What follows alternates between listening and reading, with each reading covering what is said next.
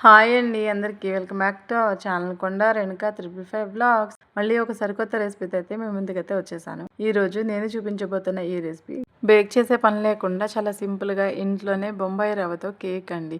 అదే సుజీ రవ్వ అంటాం కదా, మనం ఉప్మా చేసుకునే రవ్వని ఉప్మా రవ్వని కూడా అంటారు. ఈ రవ్వతో కేక్ అనేది ఏ విధంగా ప్రిపేర్ చేసుకోవాలి ఈ వీడియోలో చూపించబోతున్నాను. చాలా సింపుల్గా ప్రిపేర్ చేసుకోవచ్చు. ఈ రెసిపీ కోసం ముందుగా స్టవ్ ఆన్ చేసి కడాయి పెట్టుకుని 2 టేబుల్ స్పూన్స్ వరకు గీ యాడ్ చేసుకుని దాంట్లోనే మనకు నచ్చినటువంటి డ్రై ఫ్రూట్స్ వేసుకుని ఫ్రై చేసుకోవాలి. ఇక్కడ నా దగ్గర బాదం జీడిపప్పు మాత్రమే ఉన్నాయి కాబట్టి అవే వేసుకున్నాను. మీ దగ్గర ఇంకా కిస్మిస్ కానీ ఇంకా వేరే డ్రై ఫ్రూట్స్ ఏమైనా ఉంటే అవి కూడా వేసుకుని పచ్చివాసన అనేది పూర్తిగా పోయేంత వరకు ఫ్రై చేసుకోవాలి. ఇలా ఫ్రై చేసుకున్న డ్రై ఫ్రూట్స్ అన్నిటిని ఒక బౌల్లో తీసుకుని పక్కనైతే పెట్టేసుకోవాలి. అదే కడాయిలో 1 టేబుల్ స్పూన్ వరకు గీ అనేది యాడ్ చేసుకుని దానిలోనే కప్పు వరకు సుజీ రవ్వని యాడ్ చేసుకుని పచ్చివాసన అనేది పూర్తిగా పోయేంత వరకు ఫ్రై చేసుకోవాలి. ఈ ప్రాసెస్ లో మనం రవ్వ అనేది ఎంత బాగా ఫ్రై చేసుకుంటే మనం చేసేటటువంటి స్వీట్ అనేది అంత పర్ఫెక్ట్ గా అయితే వస్తుందండి. దానికోసమే రవ్వలో ఉన్నటువంటి పచ్చివాసన అనేది పూర్తిగా పోయి రవ్వ నుంచి మంచి సువాసన అనేది వచ్చేంత వరకు మనం రవ్వ అనేది ఫ్రై చేసుకుంటూనే ఉండాలి. ఇలా ఫ్రై చేస్తున్నప్పుడు రవ్వలో ఉన్నటువంటి పచ్చివాసన అనేది పూర్తిగా పోయి రవ్వ అనేది కలర్ చేంజ్ అవడం స్టార్ట్ అవుతుంది. అలాంటప్పుడు మనం ముందుగా కాచి చల్లార్చినటువంటి పాలు కొద్దిగా యాడ్ చేసుకుంటూ రవ్వ అనేది బాగా మిక్స్ చేసుకుంటూ కలుపుకోవాలి. ఎటువంటి ఉండలు కానీ గడ్డలు కానీ కట్టకుండా బాగా మిక్స్ చేసుకుంటూ కలుపుకోవాలి. ఇలా కలుపుతున్నప్పుడు పాలు మొత్తం ఒకేసారి పోయకూడదండి, కొంచెంగా యాడ్ చేసుకుంటూ ఇక్కడ వీడియోలో చూపిస్తున్న విధంగా ఈ విధంగా మిక్స్ చేసుకోవాలి. ఇలా మిక్స్ చేస్తున్నప్పుడు రవ్వ పొడి అన్నట్టు అనిపిస్తుంది. అలాంటప్పుడు స్టవ్ ని సిమ్ లో పెట్టేసుకుని వేరొక స్టవ్ మీద కడాయి పెట్టుకుని 1 కప్పు పంచదారకి 1.25 కప్పు వరకు వాటర్ ని యాడ్ చేసుకుని బాగా మిక్స్ చేసుకుంటూ కలుపుకోవాలి. ఇక్కడ మనకి పాకం అనేది ఏమీ రానవసరం లేదండి, షుగర్ అనేది పూర్తిగా మెల్ట్ అయిపోతే సరిపోతుంది.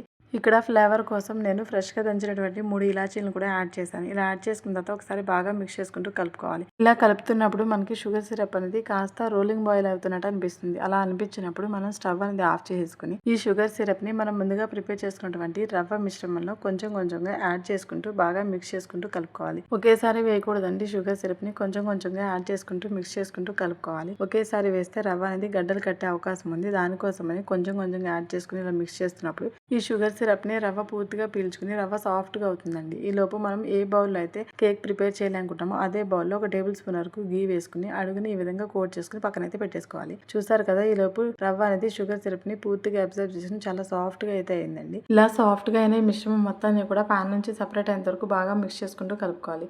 మధ్యలో మనం నెయ్యి అనేది యాడ్ చేసుకుంటూ బాగా మిక్స్ చేసుకోవాలి. ఎటువంటి ఉండలు కానీ గడ్డలు కానీ కట్టకూడదు. అలా అని స్వీట్ అయితే అస్సలు అడుగు పట్టి మాడిపోకూడదండి. మాడిపోతే మళ్ళీ మనం ప్రిపేర్ చేసే ఈ స్వీట్ అనేది మనకి టేస్ట్ అయితే పూర్తిగా మారిపోతుంది. ఈ స్వీట్ అనేది మాడిపోకుండా మంట అనేది లో టు మీడియం ఫ్లేమ్ లో అడ్జస్ట్ చేసుకుంటూ బాగా మిక్స్ చేసుకుంటూ కలుపుకోవాలి. ఇలా బాగా మిక్స్ చేస్తూ కలుపుతూ ఉన్నప్పుడు మనకి స్వీట్ అనేది కాస్త దగ్గర పడుతున్నట్టు అనిపిస్తుంది. అలా అనిపించినప్పుడు 2 లేదా 3 టేబుల్ స్పూన్ వరకు మనం నెయ్యి అనేది యాడ్ చేసుకోవాలి. ఇలా నెయ్యి అనేది యాడ్ చేసిన తర్వాత ఈ స్వీట్ అనేది నెయ్యిని పూర్తిగా అబ్జర్వ్ చేస్తుంది. ఇలా అబ్జర్వ్ చేసుకున్న తర్వాత పాన్ నుంచి సెపరేట్ అవడం అయితే స్టార్ట్ అవుతుంది. ఇలా సెపరేట్ అవుతున్నప్పుడు స్టవ్ ఆఫ్ చేసి కింద దింపుకుని మనం ఏ బౌల్ లో అయితే కేక్ కింద ప్రిపేర్ చేయాలనుకున్నామో అదే బౌల్ కి నెయ్యి అనేది అప్లై చేసుకుని పైన కొంచెం డ్రై ఫ్రూట్స్ గార్నిష్ చేసుకోవాలి. ఇలా గార్నిష్ చేసుకున్న తర్వాత మనం ముందుగా ప్రిపేర్ చేసుకున్నటువంటి ఈ రవ్వ మిశ్రమం మొత్తాన్ని కూడా అదే బౌల్లోకి ట్రాన్స్ఫర్ చేసుకుని మొత్తం ఈక్వల్ గా ఉండేలాగా ఈ విధంగా స్ప్రెడ్ చేసుకోవాలి. ఇక్కడ నేను వీడియోలో చూపిస్తున్న విధంగా స్పూన్ లేదా గరిటె లేదా స్పాచులాతో కూడా ఈ విధంగా అయితే స్ప్రెడ్ చేసుకోవచ్చు అండి. ఇలా స్ప్రెడ్ చేసుకుంటే ఈ కేక్ అనేది మొత్తం ఈక్వల్ గా అయితే వస్తుంది. ఇక్కడ నా దగ్గర ఉన్నటువంటి డ్రై ఫ్రూట్స్ అయితే నేను గార్నిష్ చేసుకున్నాను.